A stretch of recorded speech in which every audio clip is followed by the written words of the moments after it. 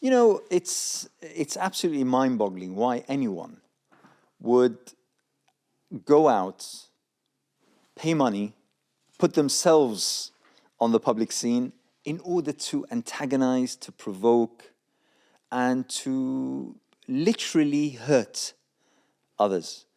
I mean, this act that was carried out by this Danish person, Rasmus Paludan.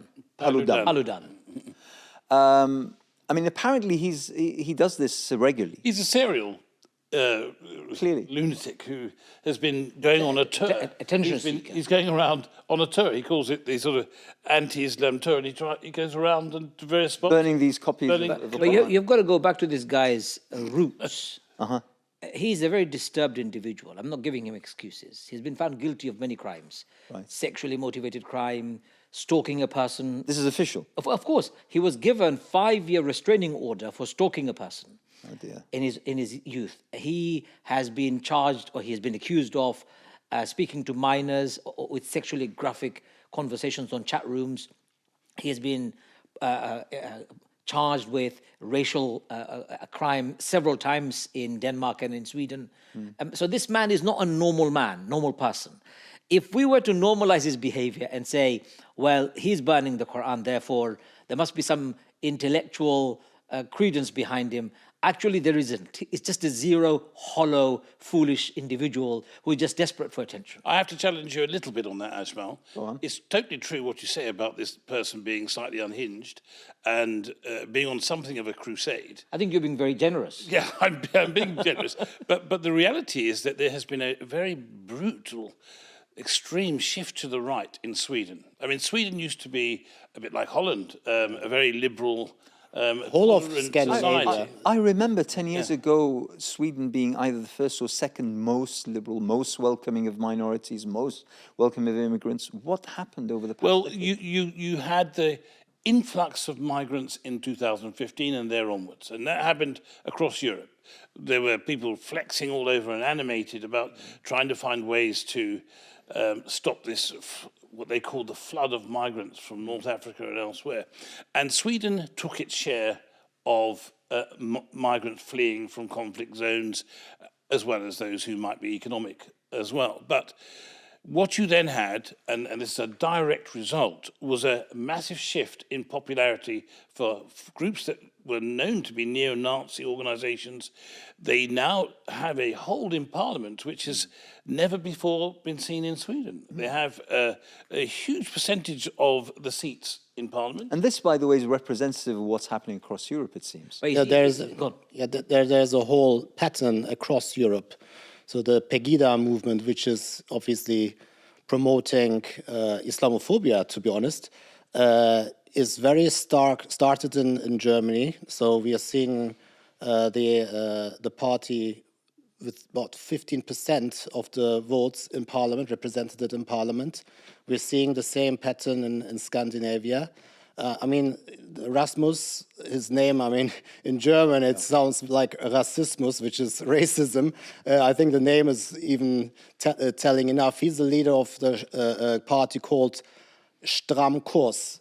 Stram Kurs means like tight direction. Even the word stram is very, comes from, you know, if you speak German or Scandinavian languages, you know it where it comes from. It's a very dark, racist, neo-Nazi type of naming.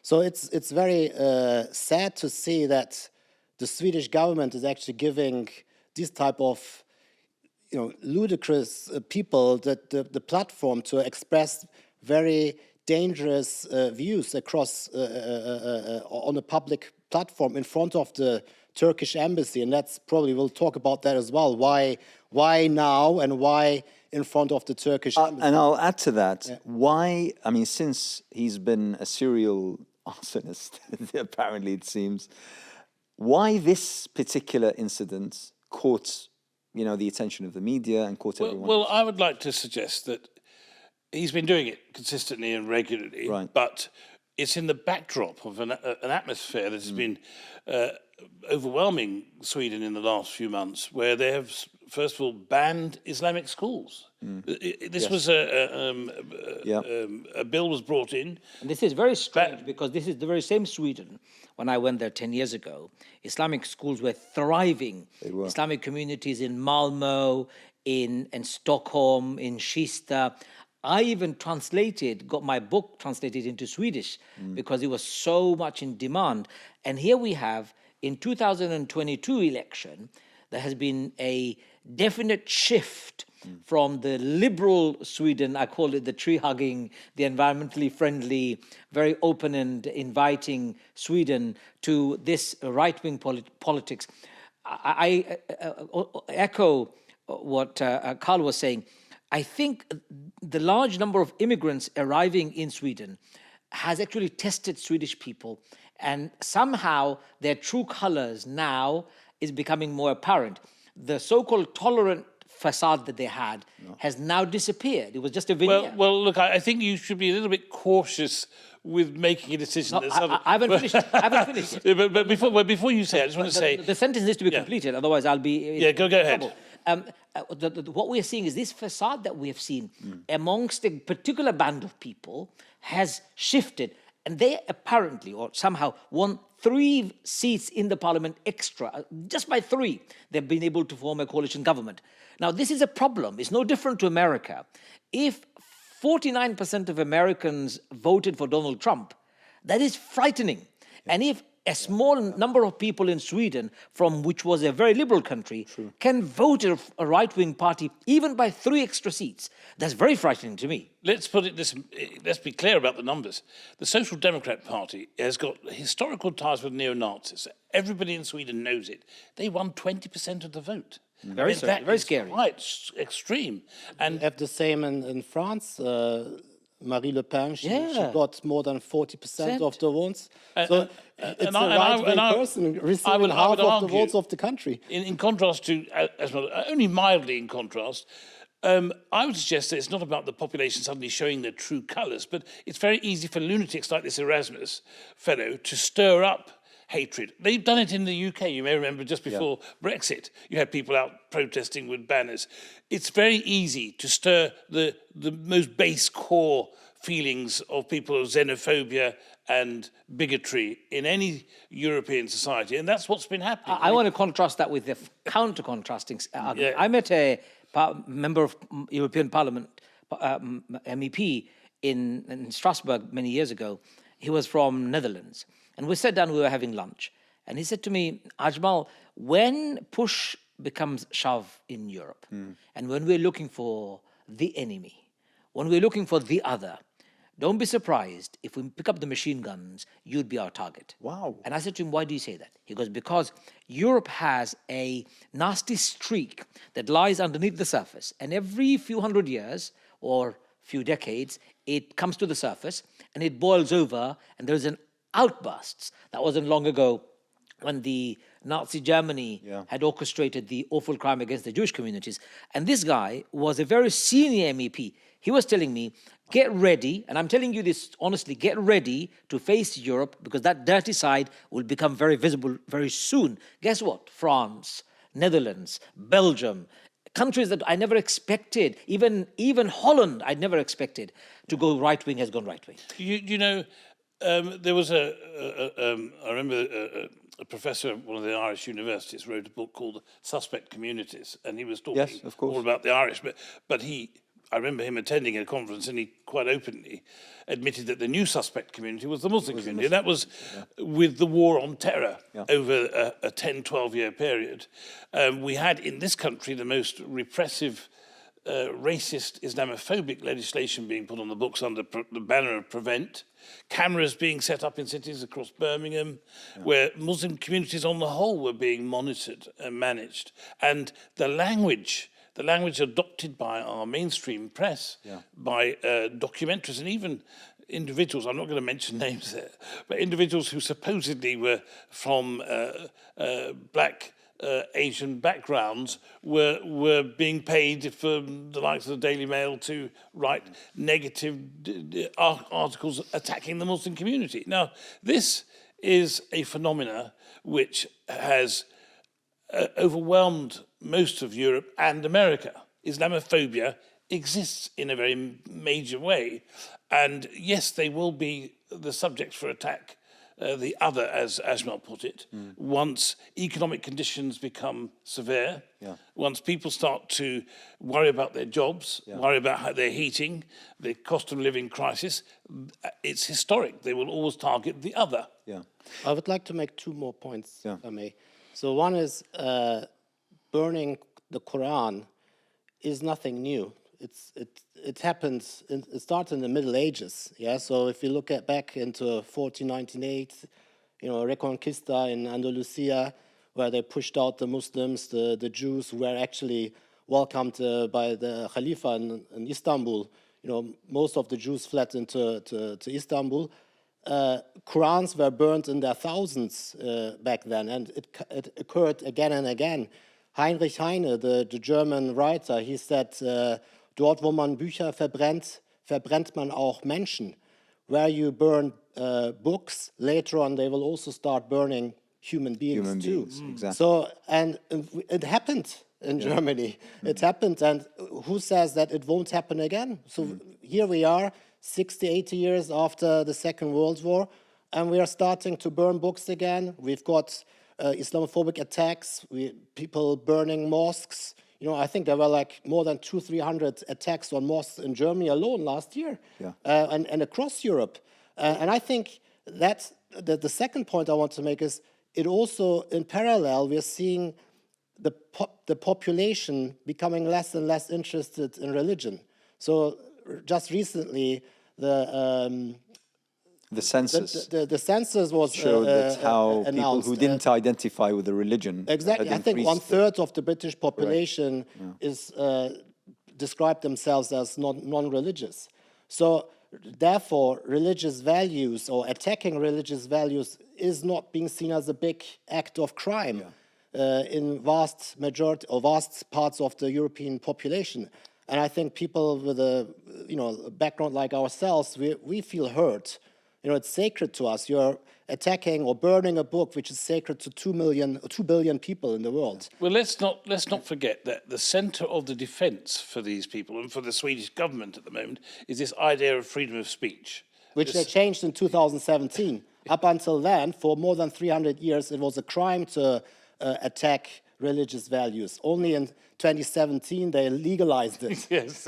Well, look. So this issue has been bandied about. But Carl, I understand that. I mean, you're sort of assuming devil's advocates here but truly freedom of speech could be expressed in other more as the Pope said, humane. You may remember during the Charlie Hebdo incidents, the Pope actually came out and said, "Look, freedom of speech does not give you a license to offend." Exactly. He said, "If you insult my mother, I'll punch you on the nose." This was the Pope saying that, and so there was a movement, Carl, who wanted to say, "I have the right to offend." I remember this. I remember being interviewed by one British journalist. He said, "What's wrong with me wanting to offend? Why should my right to offend be taken away just because you find it offensive?" I'm not even bothered by that anymore. I'll tell you what I'm bothered by is the significance of book burning or unburning. In 1987, when we were at the forefront of Salman Rushdie's demonstration, I was a 16-year-old kid. I was roused by my elders to go to the demonstration, and I went to Hyde Park Corner, and I saw with my own eyes the effigy of Salman Rushdie and the book being burned. I felt disgusted by seeing the book being burned because I never liked the book burning episode. I now even regret going to that demonstration because the message we had given as Muslim community is that people who are interested in burning a book are actually an unsophisticated people who are not interested in proliferating education. Forget about proliferating education. They're not even interested in promoting education. They can go down to the level of burning books that symbolizes education. Now, if that's how Muslims were termed in the 80s and the 90s, and even in the new millennium, that Muslims need to exorcise their demon that possessed them to burn a book. How comes now the entire European intelligentsia, intelligent people of university colleges, all the intellectuals, the politicians, are silent about the Qur'an burning that also symbolizes the same thing. Absolutely. Uncivilized, unsophisticated, and no interest in education. And by the way, I'm absolutely with you. I see burning of books of any sort, of any kind, an abhorrent act. It disgusts me to the core. But let me, try to highlight that the probably different element in this particular case was that this took place in front of the Turkish embassy. Okay? Now, for me, this symbolizes two things. Firstly, I think it gives rise to the question, was this a political act or was this some sort of ideological anti-religious act? That's one thing. But the other thing is that it's, Ufuk, you're Turkish. And, I think, and I said this on a program yesterday, and I had a Turkish colleague on the panel. And I said, Turkey must really be honored by the fact that for someone to really want to hurt Turkey, they burn the Quran. That's the association, that Turkey holds the Quran dear, and therefore to hurt Turkey, you burn the Quran. That kind of association, that's something to be proud of.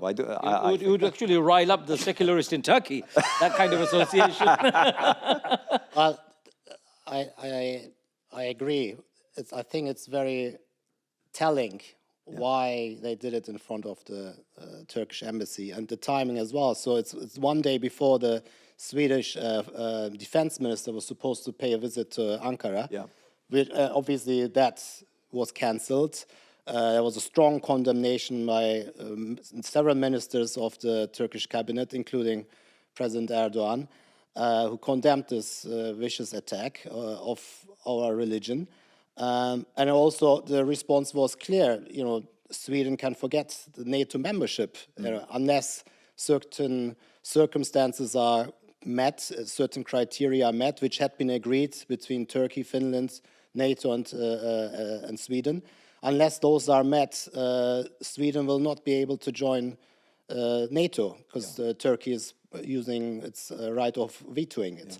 And I think we should also ask the question: who actually benefits from such Qur'an burning? Well, Sweden, it's not like this. It's not like this furthered the cause of Sweden. Who is the benefit? Who is the actual? Who's benefiting? I'll tell you who's the benefactor: Muslims. But you asked the question earlier. I disagree. I disagree. Hold on. Hang on. This is interesting. The reason why Muslims are benefactors. First, the Quran, if his intention was to obliterate it, he's the biggest fool on the face of this earth. You cannot obliterate Quran by burning millions. The British did when they went to India. They tried to burn the Quran, but somebody told them, hey, Quran is in the memories of people. Recite it every day. So that's number one. Number two, by burning the Quran, millions of copies of the Quran was downloaded over that week on the internet, and I saw the stats. Number three, more copies of the Quran across the globe were sold. Number four, every household suddenly heard, oh, there is a book called Quran, let me go and read it. I believe it's a great dawah opportunity, an opportunity for your job, PR, and PR done by somebody that I couldn't. Let me put it to you that there's another spin on this, is that we're in the middle of a major conflict in Europe. There's the Ukraine-Russia war, which some would describe as a NATO-Russia war. And you have a lot of countries in the Middle East have been forming alliances with Russia and putting their fingers up effectively to Biden. And Turkey plays quite a very serious role in the developments of that particular conflict. And I find it interesting that what might have passed as an incident that hardly gathered much momentum in the press has suddenly become quite a big flared incident at this time. And it has conveniently allowed Mr. Erdogan to threaten to disconnect from Sweden and potentially Finland, and to refuse to avoid using his veto for NATO. It confirms my case again. That is, Erdogan has benefited, like he did with the Syrian migrant, told the Europeans, we'll open the door unless you negotiate. Europeans had to fall on their knees and negotiate. He's telling the Swedish people the same thing. You better negotiate, otherwise we're going to say no. I think clearly who benefits from that incident is Russia. So Russia obviously, why did the war start? So they feel that NATO is too close to its area of influence, to its borders, because they started this foolish war with Ukraine.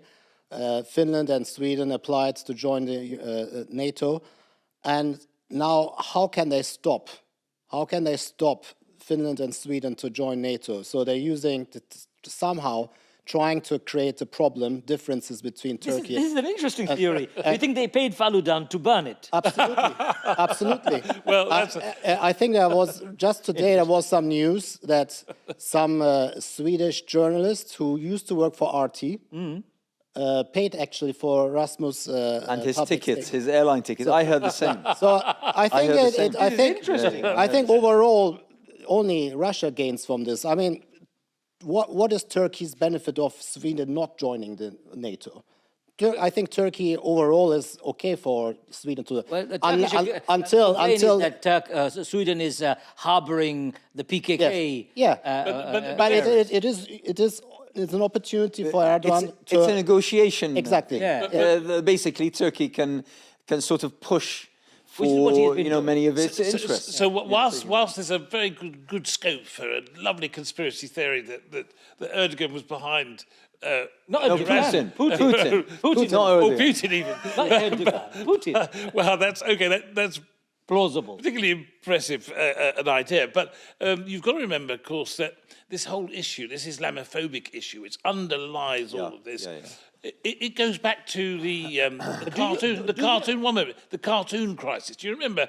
I remember at the channel that I worked with, we even hosted a conference in Copenhagen to challenge the Islamophobic concepts. And the strong argument that was being put forward was that they have got a right to post a picture of the Prophet, peace be upon him, on the front pages of their newspapers, even with a time bomb on his head. And Sweden was totally in unison with them. They were arguing that they should have the right to do this, and that they have the right to offend. And I'm sorry to bring us back to this, but there is that current that exists in Sweden and has done for some time. And in a way, France has also had that resistance to any particular faith or any particular movement trying to dictate what they can and cannot say. So we can't avoid dealing with an argument. It is there. It's part of the discourse, even though there may be other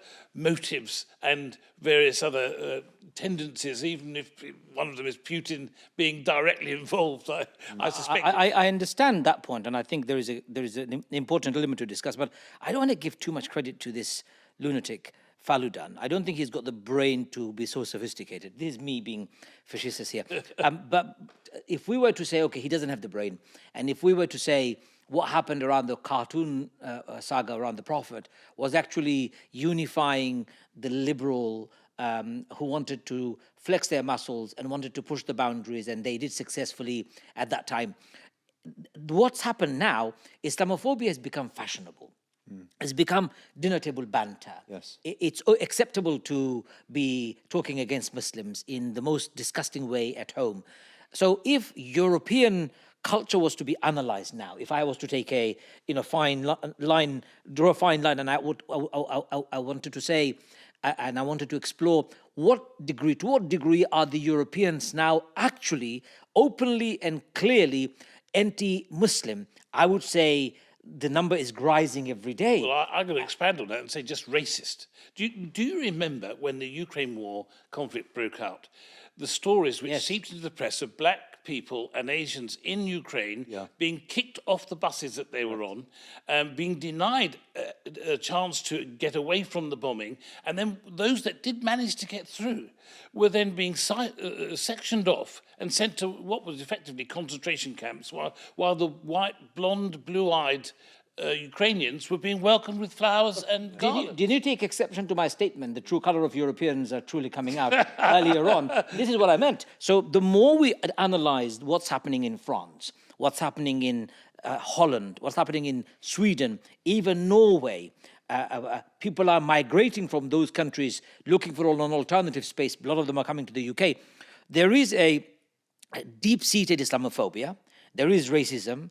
And that's what I was referring to. And if we're not very careful, And if we don't prepare ourselves to face possible trouble in the future, and I'm talking about tragedies in the future, I think it will just catch us. And that's my worry. Do you think that there is a possibility, probably even a probability, that same incidents will occur beyond Sweden, maybe even here in the UK? Well, it already happened in Netherlands 2 days ago, where this guy tore the Quran apart into pieces. So copycat activities. I mean, it's been now legal, isn't it? It's fashionable, as Ajmal said. It's fashionable now to burn the Quran, tore it into parts, stamp on it. But I would like to draw the attention also to the double standards, to the hypocrisy. So on the one hand, freedom of expression. You are allowed to burn the Quran, offend 2 billion people. But what happens if, we saw it even during the World Cup in Qatar. So when a lot of the Moroccan team members or the fans were using putting up the Palestinian flag, that was suddenly offensive. Which is offensive. It's offensive. Or what would happen? What would be the reaction if we suddenly started to burn, for example, the Israeli flag? I'm not condoning such acts, but would the reaction be the same? Would you actually be allowed publicly to burn? Let's discuss this. Let's discuss this. How should Muslim communities in the West? I mean, the anger is global. I get messages from across, from Malaysia, from Indonesia, from parts of Argentina. I've had several messages from the Muslim communities over there saying, what are you going to do about this? But hasn't this anger, Anas, hasn't this anger been there since my childhood, your childhood? Nothing has changed. What we should do, in my view, to prepare for the future is firstly to understand what's really causing this. And I believe what's causing this is, in some ways, our collective failure as Muslims. We haven't presented Islam adequately to the wider world. Let me ask you, all three of us, a question, or myself too. If a non-Muslim was interested in Islam, what English book would you give them as a present, which would be comprehensive enough for you to feel comfortable enough to go and read this book? I can't name you one. Can you name me one? No. So if we were that good in presenting Islam to the wider society in which we live, whether it is UK or Europe, we would have seen at least a reduction in the misinformation and ignorance that prevails today. That's number one. Number two, if you were to go to if you were to go to France and you would go to some of the outskirts suburbs or inner cities where the Muslims live, and you look at the state of those areas, the crime, the open selling of drugs, weapons. When I went to Netherlands, I saw the same thing. We have been an awful representative of Islam when we are in Europe. That's the second. Third, the millions of Muslims who have migrated from Syria and other parts of the world, I don't have a problem with them migrating anywhere they wanted. But why were the Muslim nations opening their arms and saying, my brothers and sisters, come to our country, we'll give you the same asylum status that you would get in Europe, we'll give you the same human dignity and rights that you would get in Europe. Nobody seeks asylum in Arab countries. They come to Europe because in Europe they find true Islam. And because the actual natives of those countries you're talking of are themselves oppressed. Absolutely. So these are the three factors, in my view, that we need to really assess before we start blaming or pointing fingers at the Europeans. Not that I'm saying the blame should not be apportioned. We've got to prepare our own ground. But going back to this other word, which is racism per se, it doesn't just affect Muslims. I'm a black person. I can tell you there's a history of racism in this country. When blacks came here, whether from the Caribbean or elsewhere in the 50s, they were confronted with signs saying no Irish, no dogs, and no blacks. Yeah, I remember. And you had in Smethwick a Conservative Party election campaign which said if you want a nigger for a neighbour, vote Labour. I mean, that was tolerated. So it is not just an Islamophobic issue, and that's one crucial component to this debate. It is an innate racism and supremacy that exists. Today, as that wonderful poet wrote who was in Dachau concentration camp, Pastor Numawa, he said, today they come for the trade unionists. I wasn't one of them, so I did nothing. Tomorrow they came for the communists. I wasn't a communist, so I did nothing. They came for the Jews, and then you know the poem. The reality is that innate racism exists, and it won't just be Muslims who are being targeted. It won't just be Jews who will be persecuted. It won't just be blacks kicked off the buses and denigrated and discredited, or who die in large numbers during a pandemic because they don't receive equal medical care or treatment. This has to be confronted in a much wider way. And it's not just about Muslims being prepared or blacks just being prepared. We need to educate and inform. We need to have some control on the means of information. Who? Ourselves? Because Ejmal said we need to look inside, we need to educate ourselves. That's the one step. Or the such. I do want who else? I do want to challenge Carl on this. Yeah. Because, Carl, this to me is downplaying the menacing Islamophobia that Muslims are facing. Oh, no, don't regard that I'm doing that at all. No, let me explain why I say that. Because racism has been dealt a severe blow in Europe, especially in the UK, in a way that I have myself experienced in the 70s, I no longer experience. Whereas Islamophobia is slightly different. It's not just racism, it's embedded in a deep-seated hatred of a religion, an ideology that people are afraid of. What are they afraid of? Islam is promoting a particular way of life that wants you to give up selfishness, wants you to give up greed, wants you to share your wealth, wants you to give up on alcohol, womanizing, wants you to give up those fetishes that you love so much. I'm talking about the Western world. This is a direct ideological lifestyle threat. Nobody's going to take that lying down. It's not the same thing as being prejudiced about my color or about my culture. Even if I was to overcome the issues of, say, for example, creating a wider platform to fight against this prejudice, you cannot ignore the elephant in the room. Islam is uncompromising on these issues. Well, look, Asmal, and I hate that phrase with the greatest of respect. I hate it, but I don't know why I use it. But whatever comes afterwards. Go for it. Yeah, but I've spent the last 20, 25 years challenging Islamophobia. I mean, so I regard myself as something of an authority also on this issue. However, what I'm trying to say here is that whether your ideology is one of peace and at odds with so many elements of Western, I call it excess. irreconcilable. Yeah. I don't think most Western individuals understand that. They're not aware of the full raft of wonderful characteristics of Islamic thinking and the way of life, the challenges. They don't know about it. As you were pointing out earlier, they're ignorant to it. What they are responding to is not the ideology, not the way of life, not the faith principles that exist in Islam. They're reacting to the other. These are other people. They look different from us. They're not blue-eyed and blonde-haired. They're not Europeans, and so they are. And they're growing in numbers. And they're growing numbers, and they're invading our territory. And so they don't really care about your, the concept of your faith. So we are. I think I agree. We're doing a bad job in explaining ourselves. We should be more outspoken. We should participate more in public life. I think if we are honest to ourselves, a lot of the Muslims in Europe, they, when they go to work, where do they socialize? Who do they meet? How often do they have interactions with their neighbors? Do they have actually non-Muslim friends? How many of them? I think we need to look inside ourselves as well. How much work do we do in the community?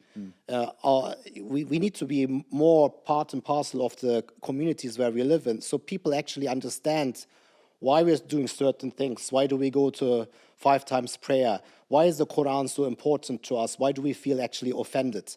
These open mosque days, etc. Visit my mosque. We do it in the UK. In Germany, it has been running for more than 25 years. These are important things, but we need to do more of them. We need to explain ourselves. We need to participate in roundtables. We need to be everywhere. Otherwise, the other person who is has got this deep anti-Muslim hatred is going to succeed spreading their lies and their slur. But I'll tell you what, Ufuk, let me just pause for a few minutes in defense of the Muslim community a little bit. And I totally accept what Ajmal, you said, and what you've added, Ufuk. But, ultimately speaking, what I, as a British Muslim, seek is respect. That's all I want. I just want to be respected. I just want to be counted as part and parcel of my society. Why? I mean, let me pose myself on the other side. I'm standing on the other shore and looking onto the Muslim community. Why should the Muslim community do all of this? Why? Yeah, very simple. Because I'm a human being. No, I mean, why can't I be accepted? Because I have come here. I've come here and I'm claiming to be different. Now, this is the problem. The problem is you've identified yourself. Different from whom? From everybody else. I'm a Muslim by the fact that you have a defined identity by your religious belief, whereas majority of the people of this country are no longer identifying themselves with their faith by census data. But Hindus aren't No, but treated like Muslims. Muslims are the most defining. Muslims use Islam as the most defining feature of their faith. Vast majority of us call Muslims. So if you're going to be claiming to be Muslim, you better tell us what is it that you are defining yourself by, number one. Number two, you better be, and this is where I agree with Ufuk, and of course I think there is a connection here in what you said. I think we are absent from the decision-making processes and the round tables that you talk about. Yeah. An example, if I want to become a parliamentarian, I stood in the parliamentary election twice, and the things that I've learned is staggering. Unless I'm willing to compromise on my fundamental principles of my faith, many political parties have massive walls up in front of me. I will not be able to climb them.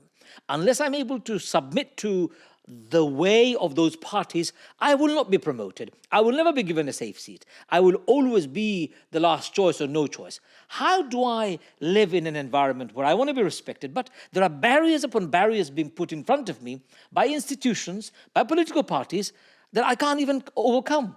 So that's my biggest complaint. On one hand, I'm criticizing Muslims, but on the other hand, I'm also criticizing the institutions. I belonged to Liberal Democrats for a long period. I resigned because I said, I can't go any further than where I've gone. You guys will not allow me to sit around. You will be sitting in a meeting where I will not be allowed. Yeah. So this institutional racism, as you put it, institutional Islamophobia that we put it, unless we're able to challenge them, and unless we stand in front of them and say, no more, nothing is going to change. I accept all of that. But once again, we are citizens of this country. And I'm talking about all Muslims in whatever, European country they happen to be. I can try to advocate and to promote and to try to enlighten regarding my beliefs and my set of values and the such. But it's not incumbent, and it shouldn't be incumbent upon me, that the other is convinced. I can only, وَمَا عَلَيْكَ إِلَّا الْبَلَاغِ. Even the Prophet Muhammad ﷺ was told that you only have to, promote your message. But then, whether the other accepts or otherwise is not down to me. The problem that we have today, I see it, is that we are overreaching, Ajmal. You gave the example of yourself and your position within the Lib Dems. And there are scores of other examples of people who tried and tried and tried. And even those who, let's say, played fast and loose with their values and their religion even and their principles, without naming names, they also ended up nowhere. So the thing is, it's like someone somewhere is sending a message to Muslims that you can't win. You can't win. You have a place. Did you see that interview? It was an interview or a piece that I read, where Saida Warsi... You did mention it's okay. It's important that she wrote it in her book. Yeah. She became the chairwoman of the Conservative Party. Yeah. But within the Conservative Party, there were two wings. There was Michael Gove's wing, which wanted Saida Warsi nowhere near political power. Yeah. And then there was... the Prime Minister, what's his name? David Cameron. David Cameron's wing, who was very close to Saida Warsi and wanted to promote Saida Warsi and the likes. Guess who won? Yeah. It was Michael Gove's wing and his political think tank that railroaded and almost took over the Conservative Party. Unfortunately, in the Labour Party, the same thing has happened. Absolutely. In the Lib Dems, the same thing has happened. So anybody who is anybody within the Muslim community, they can only go so far. You can be a councillor, that's okay. We'll give you a seat, stay there. You can be an Asian as long as you like, but don't come to the parliament and talk about Islam. Yeah. Now that's unacceptable, Anas. I'm not going to sit here and tolerate it. Absolutely. But look, I just want to... just on this note, before I allow you, Carl, allow me. But what you ended with is crucial. That we mustn't accept this. Of course. And we mustn't accept this, by the way, what I think, not for the sake of me being a Muslim or belonging to a Muslim community. We mustn't accept this for the sake of our society and of our country. Because if you allow anyone to be maligned or marginalized or denigrated or whatever, in whatever sense, whether it be politically or economically or socially or intellectually, you are forsaking the stability and the very fabric of society and basically threatening everyone's future security. I think giving up is no choice. I think we need to be in those meetings. We need to be in those councils. We need to. How many of the Muslim population in Europe is actually member of a political party? Yeah. How many of us? I mean, it doesn't take much to swing the vote in one direction. You know, these small local memberships, there are like in these meetings, there are like 15, 20 people who regularly take part in meetings. You know, you can put forward a resolution, and if 5, 6, 7 people join the local party, you can swing it easily into one direction. So, but we are just sitting back, complaining, you know, writing WhatsApp messages in groups. But who's actually taking who's actually writing an email to his MP? And the irony, talking to the MP, requesting a response. The irony is that within certain Muslim communities, I'm thinking also the Bangladeshi community in particular, it's actually the ones who are the worst detractors and who undermine their colleagues who have tried to get involved are people from their own community. It's so often the case. I mean, it's terribly sad. Yeah. But what we are our worst enemies. Sorry, but I'm going to go back to this point. You know, I tended. I think we've left Sweden a long time ago. No, we were not to that. Not that. We're coming back. We're coming back to it. I was. My sister's a councillor in Westminster. She's in a ward which, historically, 60 years, they've never had a Labour councillor in that ward, and she managed to break through, and the first ever councillor, first ever black councillor in that ward, but also the first Labour in that ward. So, and the reason she was successful was that she galvanised the minority communities in that ward and showed them that they could make a difference by taking part in the process. Exactly. So for the first time ever, those people got out of their beds and voted. And because that was one of the big problems. It's not just in Westminster, it's across the country.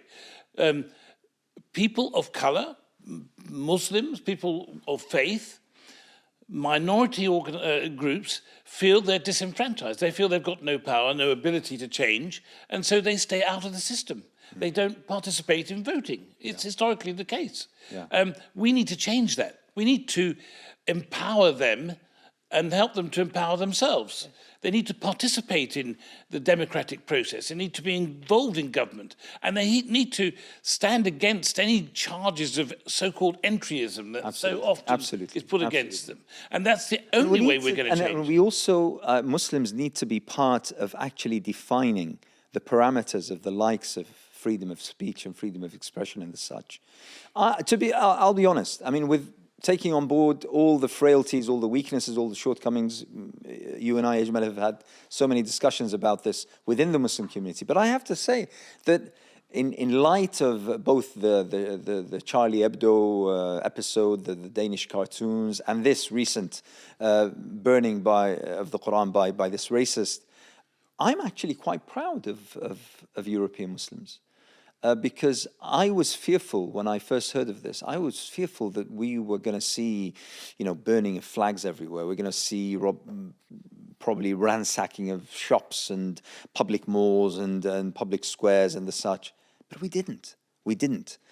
And that's something. Quiet. That's something. Astonishingly quiet. And that's something. Actually, that's something to behold, and that's something to be extremely proud of. I think.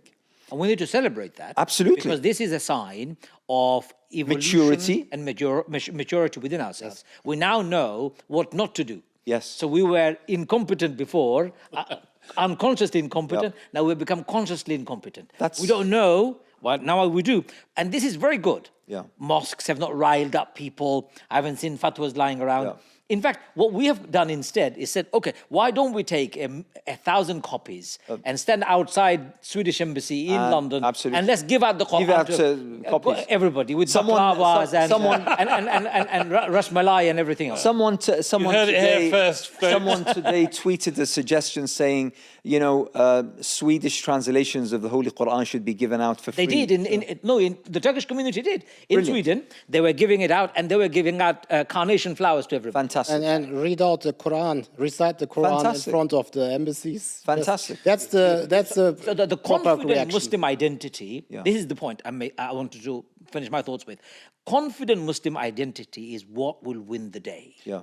If we can be confident in our faith, if we can be confident enough and not arrogant about it, if we integrate sufficiently, and if we are part and parcel, not only in our word, but in our action, of the entire society, I think things will change. But I think you need to add to that, to this point. The fact is that, and I hope I'm not going to offend anybody by saying this. You're allowed to offend. Am I? but over the many decades, I have to sometimes come to the conclusion that there are many Muslims who have no clue about their own faith. It's true. Oh, that's absolutely right. And yes. There's a fundamental need for Muslims to be educated, not only about their own history, but about the fundamental principles of Islamic thinking. Absolutely. I remember when we went to do that conference on the Islamophobia in Copenhagen as the cartoon crisis broke, we met some Muslims in Denmark in a hotel lobby. And there they sat. And these were the sort of self-appointed spokespeople for the Muslim community. And there they said, they called themselves moderate Muslims. And already my hair was back, on the back of my neck was already up when I listened to their categorization. And then they went on to say, well, Muslims are a real plague on the welfare system here in Denmark. And I could not believe that these, in inverted commas, moderate Muslims were sort of attacking their own. Picking up language that was on the front page of the Daily Mail or the equivalent in Denmark, and they were believing in it themselves. And in the end, after I had sort of later discussions with the CEO of the channel, we came to the conclusion that the Danish Muslims do not have the sophisticated networks that we have in London. They don't have the MCBs and the MABs. They don't have open debates and TV networks and channels. And clearly there was a desperate need for education amongst Muslim communities there. But it also relates to Muslim communities here in the UK. We've got lunatics and extremists. I dare say more than 80% of British Muslims have very little knowledge about their own faith. I compare it with most Muslim communities' knowledge is knowledge of primary school level. Very few of them actually have gone to secondary school level, and yet they should actually be having at least A-level standard of Islam within their knowledge capacity. It's lacking, and that's the challenge we need to obviously overcome.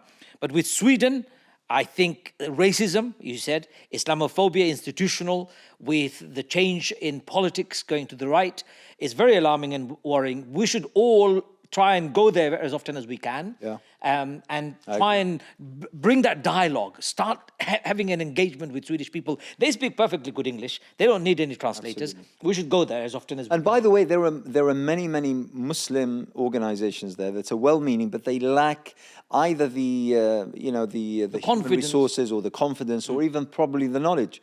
And I think that yourself, Ajmal, and anyone who goes over there should connect with those organizations, and we should try to build a network. And this doesn't only stop in Sweden. This needs to happen in Denmark, it needs to happen in France, it needs to happen in Belgium, it needs to happen in Holland and all the countries where the rise of the far right, the rise of racism, the rise of fascism, the rise of xenophobia is there for all to see. Before this segment finishes, Anas, I think it's important for us, also to take note of a very racist, Islamophobic press that we have to deal with, the media that largely has been anti-Muslim and anti-others. Yeah. Historically, when it goes back to the war on the Jews and others, certain newspapers have been consistent in attacking those other communities. Yeah. And they play a major role in stirring up hatred, stirring up and taking advantage of ignorance of the mass population. We need to be aware of this and find ways of directly challenging it. Well, I'm not just necessarily saying that you need to be suing the newspapers every time they publish something that is derogatory, whether they say Muslims are demanding Christmas is cancelled or whatever the headlines that they have. But we need to be able to have something either to attack it with, to rebut those arguments. Or it could work if you have a newspaper. I think you should start a newspaper and have these kind of very provocative articles as its headline. Muslims want to cancel Christmas. Yes. And then write down the truth underneath it. Muslims don't like Europe. Write down the truth. It's like clickbait. Yeah, I think so. I think like the other tabloid newspapers, they use this tactic to get the people. I think it's a massive challenge, Yeah. but we can overcome it. I am forever hopeful. I think Sweden will change.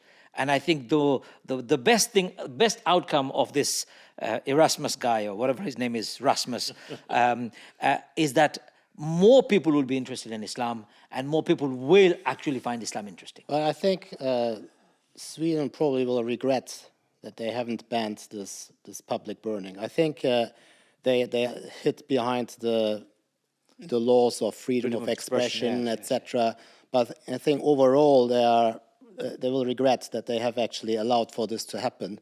I think the Muslim community's reaction was pretty quiet, very calm. But I'm not seeing, that we are writing to newspapers. We are not petitioning. We are not contacting people in power, trying to stop this, because it happened in Sweden.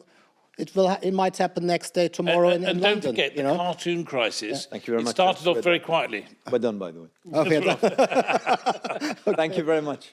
Really appreciate it.